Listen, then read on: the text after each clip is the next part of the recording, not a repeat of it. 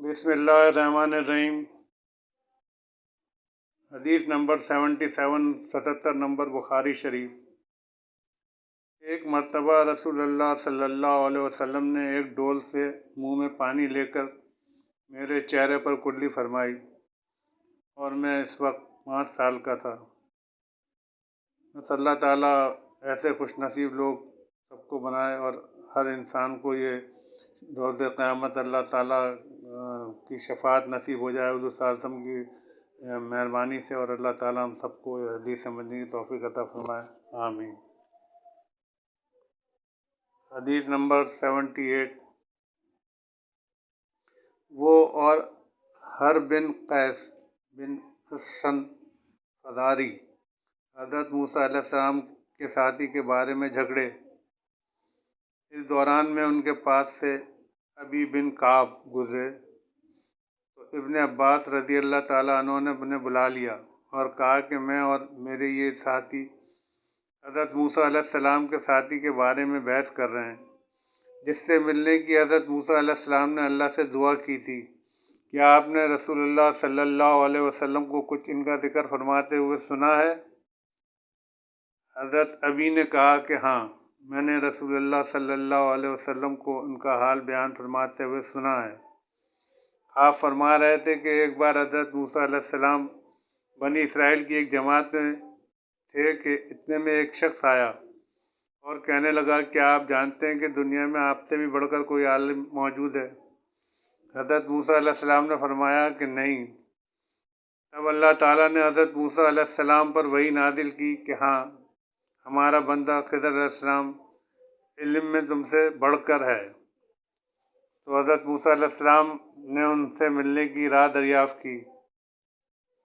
اس وقت اللہ تعالیٰ نے ان سے ملاقات کے لیے مچھلی کو نشانی قرار دیا اور ان سے کہہ دیا کہ جب تم مچھلی کو نہ پاؤ تو لوٹ جانا، تب تم خضر علیہ السلام سے ملاقات کر لو گے۔ حضرت موسیٰ علیہ السلام دریا میں مچھلی کے نشان کا انتظار کرتے رہے۔ تب ان کے خادم نے ان سے کہا، کیا آپ نے دیکھا تھا کہ جب ہم پتھروں کے پاس تھے تو میں وہاں مچھلی بھول گیا اور مجھے شیطانی نے غافل کر دیا؟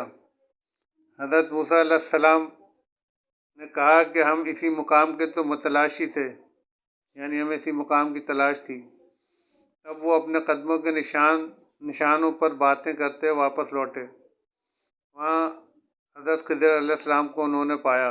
پھر ان کا قصہ وہی ہے جو اللہ تعالیٰ نے اپنی کتاب میں بیان فرمایا، یعنی حضرت موسیٰ علیہ السلام کو لے کر جب حضرت خضر علیہ السلام جا رہے تھے تو انہوں نے ان سے منع کیا تھا کہ مجھ سے سوال نہ کرنا، جو کچھ دیکھو تو اس سے سوال نہ کرنا، لیکن پھر بھی حضرت موسیٰ علیہ السلام نے سوال کیے تھے تو واقع وہ کوٹ کیا گیا۔ باقی حدیث یہ پرانی ایک اور دوسری جو حدیث ہے اس سے ملتی جلتی ہے۔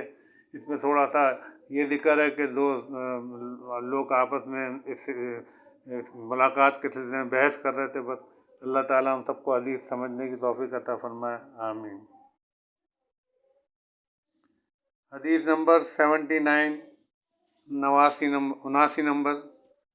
آپ صلی اللہ علیہ وسلم نے فرمایا کہ اللہ تعالیٰ نے مجھے جس علم و ہدایت کے ساتھ بھیجا ہے اس کی مثال زبردست بارش کی سی ہے جو زمین پر خوب برسے۔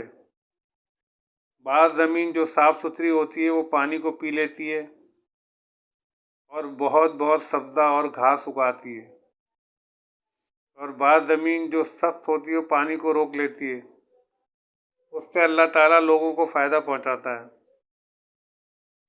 وہ اس سے سیراب ہوتے ہیں اور سیراب کرتے ہیں، اور کچھ زمین کے بعض خطوں پر پانی پڑتا ہے جو بالکل چٹیل میدان ہوتے ہیں، نہ پانی روکتے ہیں اور نہ ہی سبزہ اگاتے ہیں۔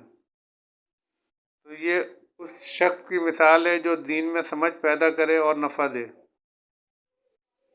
اس کو وہ چیز جس کے ساتھ میں مبعوث کیا گیا ہوں اس نے علم دین سیکھا اور سکھایا، اور اس شخص کی مثال جس نے سر نہیں اٹھایا یعنی توجہ نہیں کی، اور جو ہدایت دے کر میں بھیجا گیا ہوں اسے قبول نہیں کیا۔ حضرت امام بخاری رحمۃ اللہ علیہ نے فرماتے ہیں کہ ابن اسحاق نے ابو اسامہ کی روایت سے قبلۃ الماء کا لفظ نقل کیا ہے، قائے اس خطۂ زمین کو کہتے ہیں جس پر پانی چڑھ جائے مگر ٹھہرے نہیں، اور صف اس زمین کو کہتے ہیں جو بالکل ہموار ہو۔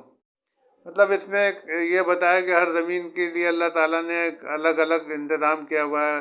ایک زمین جو ہے وہ پانی کو پی لیتی ہے، اس میں سے پھر غلہ اگتا ہے، اور ایک ہے جو مطلب اس کو صرف روک لیتی ہے۔ یعنی کوالٹی زمینوں کی اپنی اپنی بجائے ایک ایسی ہے کہ جو نہ روکتی ہے نہ پیتی ہے۔ تو اس میں بس وہ ایک طرح کی انہوں نے یہ بات سمجھانے کی کوشش کی اس کے حوالے سے کہ جس طرح ایک شخص کی مثال ہے جو دین میں سمجھ پیدا کرے اور نفع دے، تو وہ ظاہر ہے کہ وہ آدمی اسی طرح کا قیمتی ہوتا ہے کہ اس کی اہمیت ہوتی ہے۔ تو اللہ تعالیٰ اس حدیث کو ہمیں سمجھنے کی توفیق دے، آمین۔